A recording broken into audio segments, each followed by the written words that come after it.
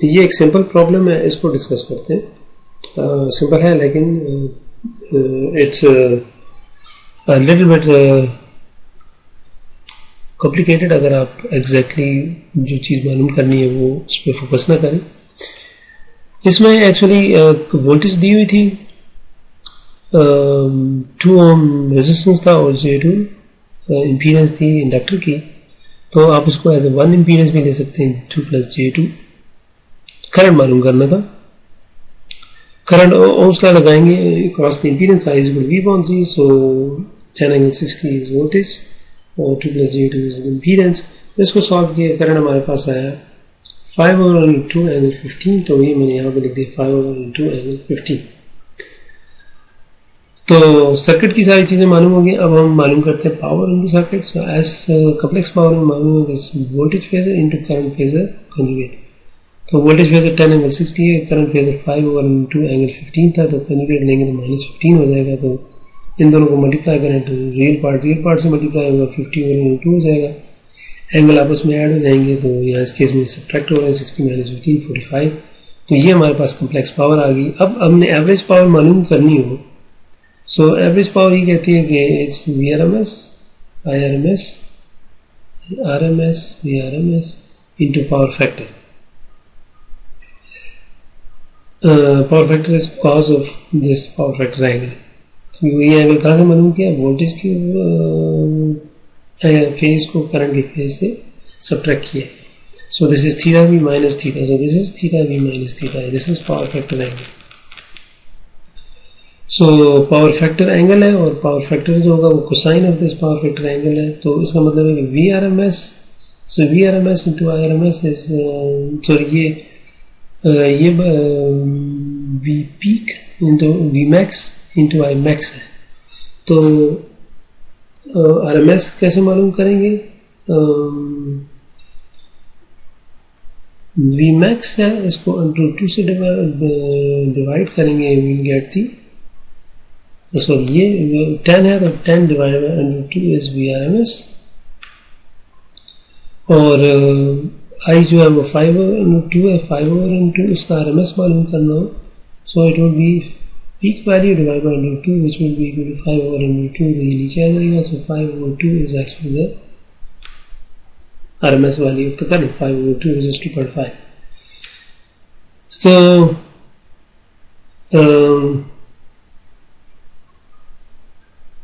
इस केस में ये Vmax इंटू Imax है.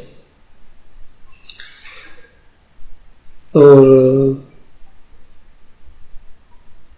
यहाँ पे अगर आप ये तो इसी का मतलब कहने का ये था कि इसका this into cos of 45 would be the P and this thing 50/2 into sin of 45 would be actually Q.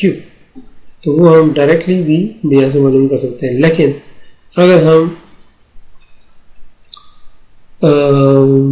वो जो हम P मालूम करेंगे और ये जो Q मालूम करेंगे तो वो अब जरा अगर हमने इंडिविजुअल एलिमेंट से मालूम करना तो उसमें थोड़ा सा अब ये जो डिफरेंस है वो ये आएगा कि इस सर्किट में अगर हम देखें तो एक रेजिस्टर है और एक इंडक्टिव रिएक्टेंस है, इम्पीडेंस है इंडक्टर की. तो इसमें एवरेज पावर जो है that responsible is the resistor. So इसका मतलब अगर मुझे रेजिस्टर के क्रॉस वोल्टेज मालूम हो तो मैं एवरेज पावर रेजिस्टर में अगर फर्ज करें रेजिस्टर में जो एवरेज पावर है इसका मतलब इसके क्रॉस वोल्टेज, इस एलिमेंट के क्रॉस वोल्टेज और इस एलिमेंट में जो करंट है वो मुझे चाहिए. करंट चूंकि सी सर्किट है, करंट सेम है, तो वोल्टेज मुझे सेपरेटली मालूम करनी होगी. वोल्टेज कैसे मालूम करेंगे? वोल्टेज डिवाइड से. Impedance under observation that is 2 divide by sum of the impedance, ये तो होगी, into the supplied voltage which is tan∠60. तो इससे मुझे पता चल गया कि 7.07 ∠15 is the polar form of the voltage across the resistor. अब मैं क्या करूंगा, इसकी जो एवरेज पावर मालूम करनी है तो अब आपकी मर्जी है. ये वाला फार्मूला लगाते हैं जिसमें ये वाला फार्मूला लगाते हैं या मैक्सिमम वैल्यू वाला, क्योंकि हमारे पास मैक्सिमम वैल्यू इसलिए हम ये VRMS मेंशन नहीं किया तो ये पीक वैल्यूज है. I use this formula. V max is 7.02 multiply by I max which is actually 5/√2 divided by 2 से डिवाइड करूंगा और cos of theta v minus I. Theta v is actually voltage का जो एंगल है is angle 15 minus theta I, current का जो angle था वो भी एंगल 15 है. In this case that is actually they both angle are 0. So difference 0 है तो cos of 0 is 1. So I'll directly get the average power from this one, 12.5 watt, and directly can be seen from here. So इसी तरीके से Q मालूम करना हो तो Q की जो रिस्पॉन्सिबिलिटी है that comes from the inductor. तो इसका मतलब है कि इस एलिमेंट में अगर मैंने Q मालूम करना है तो मुझे इसकी वोल्टेज मालूम करनी चाहिए. सो इसलिए मैं अब इंडक्टर की क्रॉस वोल्टेज मालूम करूंगा, वो is J2 O2 plus J2 into the supplied voltage, which is actually this voltage divided for the formula 10 angle 60. तो इसको जो मैं मल्टीप्लाई करके इन दो कम्प्लेक्स नंबर्स की जो मल्टीप्लिकेशन है, it will and up into similar complex number. तो पोलर फॉर्म में जो आएगा उसकी जो वोल्टेज है वो मैं यहाँ पे इंडक्टर के पास जो वोल्टेज है, वोल्टेज फेजर, वो मैं उठाऊंगा. और जो करंट है, करंट चूंकि सेम है इसलिए करंट ये मैं उठाऊंगा और साइन और थीटा वी माइनस थीटा आई मालूम करूंगा. तो उससे यानी थीटा वी माइनस थीटा का साइन मालूम करूंगा, that will give me the actually the Q.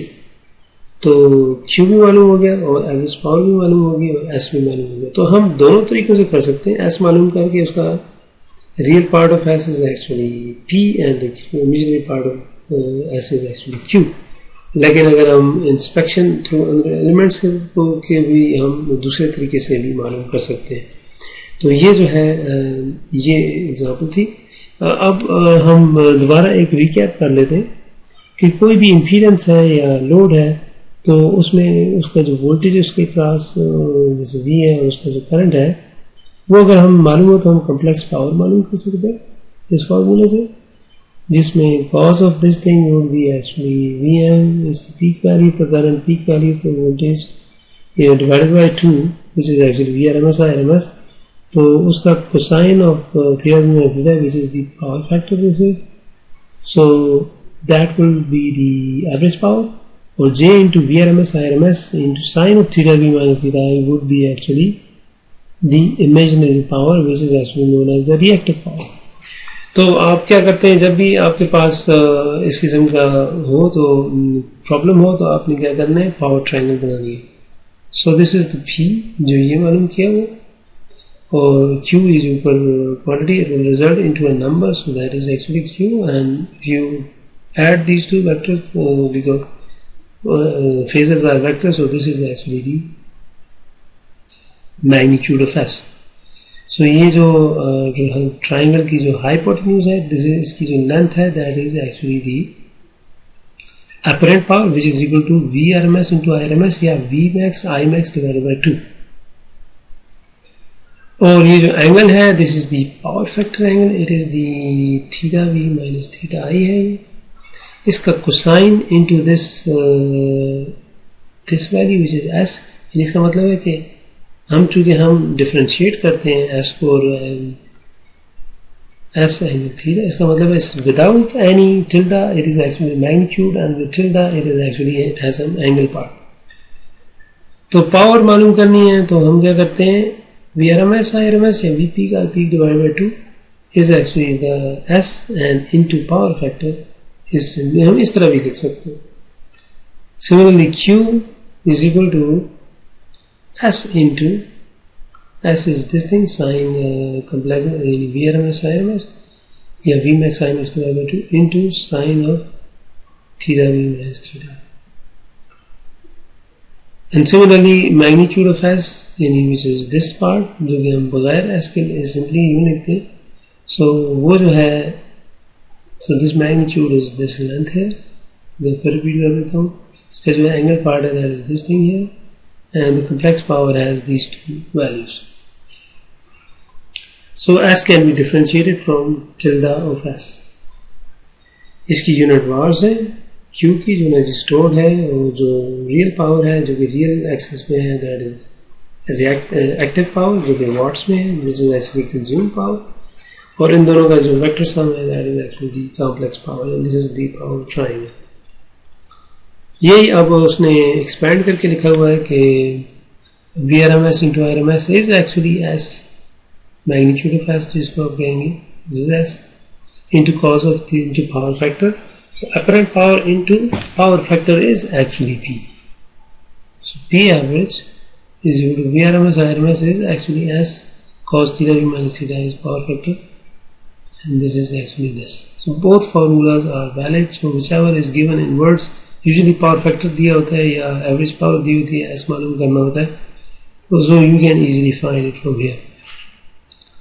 यहाँ पे एक जो इम्पोर्टेंट बात है वही है कि हमने अभी देखा था कि पावर ट्राइंगल में अगर इंडक्टिव लोड हो तो हम उसको कहते हैं जी वो लैगिंग पावर फैक्टर है, और जो लीडिंग हो तो इंडक्टिव केस होता है वो लीडिंग पावर फैक्टर भी हो सकता है. तो अगर तो फर्स्ट करें पावर फैक्टर 90% है, which mean the power factor is 0.9. तो पावर फैक्टर क्या होता है, cos of theta V minus theta I is 0.9 और theta V minus theta I is equal to cos inverse of 0.9. So cos inverse of 0.9, अगर theta V minus theta I जो है वो inductive case हो तो हम लिखेंगे cos theta V minus theta I cos inverse of 0.9. लेकिन अगर ये कहा जाए कि ये लीडिंग पावर फैक्टर है, then you will simply write a negative sign before that. यानी theta v minus theta I is equal to, जो आपने changing करनी है, it is just this negative sign here. So you will insert a negative sign which is shown here. If the, well, obviously that angle will be negative. So this is important to know because sometimes the power factor problems के अंदर power factor का अगर lagging है, sometimes it will be said कि leading है. So you just have to remember this sign. Leading के लिए आपको नेगेटिव साइन साथ लाना पड़ेगा. अब देख लें लैगिंग के लिए the sign is there is no sign is positive. ये वही दोबारा दिखाया हुआ है कॉम्प्लेक्स पावर है. अगर आप RMS नहीं उठाते तो then it is V phasor I phasor conjugate divided by 2. अगर आप VRMS IRMS तो conjugate is actually complex power. तो ये वही फॉर्म लिखी हुई है पावर ट्रायंगल. अगर आप ये बना लें एस पी क्यू तो then this is P, this is Q major bar and this is S. इसी को पोलर फॉर्म में लिख दें तो VRMS IRMS जो है ये लेंथ ये known as the apparent power और उसका जो एंगल है theta V minus theta I this thing है. तो यही कह रहा है कि जो इम्पीडेंस का जो एंगल है वही एक्चुअली एस का जो एंगल है वही इम्पीडेंस का भी एंगल है. This is the same. और इम्पीडेंस का जो रिएक्टिव रियल पार्ट है वो आर है और रिएक्टिव पार्ट जो है इमेजिनरी पार्ट ये. और यहाँ पे दिखाया हुआ है लीडिंग पावर फैक्टर है और सॉरी लैगिंग पावर फैक्टर और पावर ट्रायंगल फर्स्ट क्वाड्रेंट बनेगी. लैगिंग हो तो this angle will be minus और करंट एंगल जो है वो एक्चुअली इनमें से एक लीडिंग हो जाएगा तो वो एक्चुअली यहाँ पे जैसे हमने देखा कि वो पावर फैक्टर का जो एंगल है थीटा बिकम्स एक्चुअली नेगेटिव है. जैसे यहाँ theta V minus theta I gets negative. ये एक एग्जांपल है, इसको हम देखते हैं. यूजुअली दिया होता है जी कि फिलहाल इस एग्जांपल में पावर फैक्टर करेक्शन को हम छोड़ देते हैं. तो यहाँ पे हम इस एग्जांपल में हम ये अंडरस्टैंड करेंगे कि पावर फैक्टर इंप्रूव करने से क्या फर्क पड़ता है. तो प्रॉब्लम में एक्चुअली गिवन ये था कि एक फैक्ट्री लोड है जो कि लोड दिया हुआ है PL 88 किलोवाट है. उसने कहा जी पावर फैक्टर जो है वो 0.707 है. तो फैक्ट्री के लोड को बनाने के बजाय हम उसको एज ए बॉक्स बना के उसमें PL जो है वो 88 किलोवाट लिख दिया मैंने और पावर फैक्टर 0.707 लैगिंग लिख दिया. उसने कहा जो इसके क्रॉस वोल्टेज है लोड के क्रॉस वोल्टेज 480 वोल्ट RMS. और साथ उसने कहा है कि लाइन लॉसेज जो है वो line losses can be represent. So this is actually the line transmission line actually जो पावर सप्लाई करती है. ये वाटर का जो ट्रांसफार्मर समझ लें VS और ये factory. So this is the factory is represented by its load and power factor. तो यहाँ पे वो ये कहता है कि पावर फैक्टर पहले 0.70 रखें और फिर इसके बाद पावर फैक्टर को इम्प्रूव करके इसकी वैल्यू 0.9 रखें, then bring the power factor to 0.9, और फिर हम देखेंगे कि एक्चुअली क्या चीजें चेंज हो रही हैं। चूंकि हमें यूजुअली हम लाइन लॉसेस चेक करेंगे कि लाइन लॉसेस पे क्या फर्क पड़ता है और वैसे ओवरऑल क्या चेंज आती है, तो उसके लिए हम ये करते हैं कि हमें दिया हुआ है कि this is PL is actually the average power which is PA average. वो हमें पता है कि it is equal to VRMS into IRMS into power factor. Power factor दिया हुआ 0.707। सो ये जो है इसका मतलब ये होगा कि this is given to us, we know that this is 0.707 VRMS। So VRMS is 480। IRMS तो वो एक्चुअली आपको मालूम करना है। तो हमें पता है कि ये जो लोड है 88 किलोवाट, वो ये दिया हुआ है, VRMS 480, पावर फैक्टर दिया हुआ है, एक अननोन है, एक इक्वेशन एक अननोन, तो I will find this unknown IRMS substitute करने से मुझे पता चला कि 88 किलोवाट डिवाइड बाय ये इस इक्वेशन में डाल दिया, तो आई गेट 259.3 एम्पियर करंट जो है वो फ्लो कर रहा है। तो ऑब्वियसली अब लाइन लॉसेस जब करंट मालूम होगा 259.3 है, सो यानी जो करंट है आई फेजर है वो उसमें हमें दिया हुआ 259.3 है, एंगल का नहीं पता एंगल क्या, लेकिन हमें यह पता है कि अगर किसी इंपीडेंस में हमने पावर मालूम करनी हो तो हम आई मैग्नीट्यूड स्क्वायर ले लें into that R, this will be the average power formula also.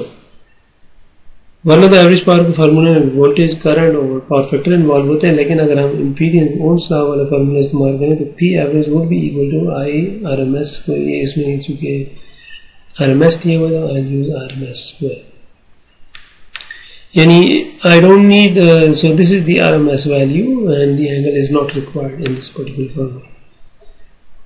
So I can find the line losses in the line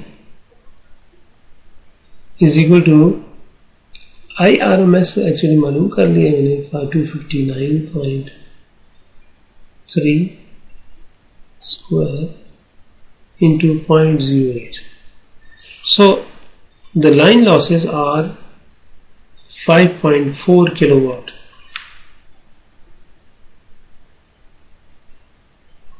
इसका मतलब है कि 88 किलोवाट में से 5.4 किलोवाट जो माइनस कर दे, so you get 10 में से 4 गए 6, 7 में से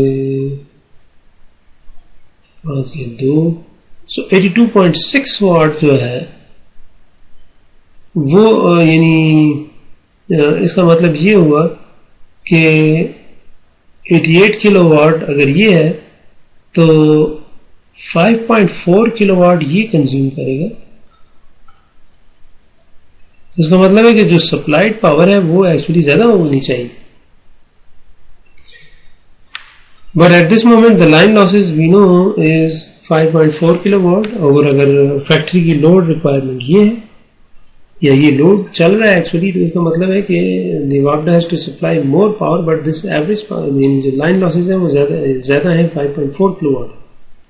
नाउ लेट्स सी, वो कहता है जी कि अच्छा अब आपने पावर फैक्टर क्या कर दिया है, लैगिंग ही है लेकिन आपने 0.9 कर दिया, तो इस ऊपर वाले सारे फार्मूले में सिर्फ जहां पावर फैक्टर है 0.707 वहां पे सिर्फ मैं कर दूंगा 0.9।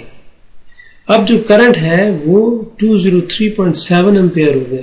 इसका मतलब है कि पावर फैक्टर इंप्रूव करने से अब करंट जो पहले जिसकी जो करंट सप्लाई हो रहा था वो 259.3 एम्पियर था, अब वो रिड्यूस हो गया, अब कम करंट से ही काम चल रहा है।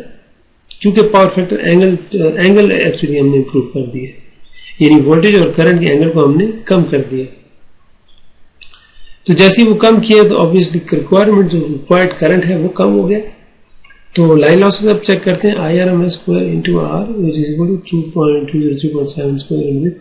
अब जो लाइन लॉसेस भी कम हो गए। So we have saved approximately 2 kilowatt with improving the power factor, in which we try to make the voltage and current angle close to each other. So hence by improving the power factor, we might be making we are actually trying to reduce the power factor, which is actually the percentage between 0 and 100, and eventually we are actually reducing the stored power, which is actually Q. तो power triangle में actually हम क्या कर रहे थे, हम जो Q है उसको हम एक्चुअली नीचे ला रहे होते। So but this is the effect of power factor improvement is that now the same load requires less current, and the less current actually reduces the power losses in the line.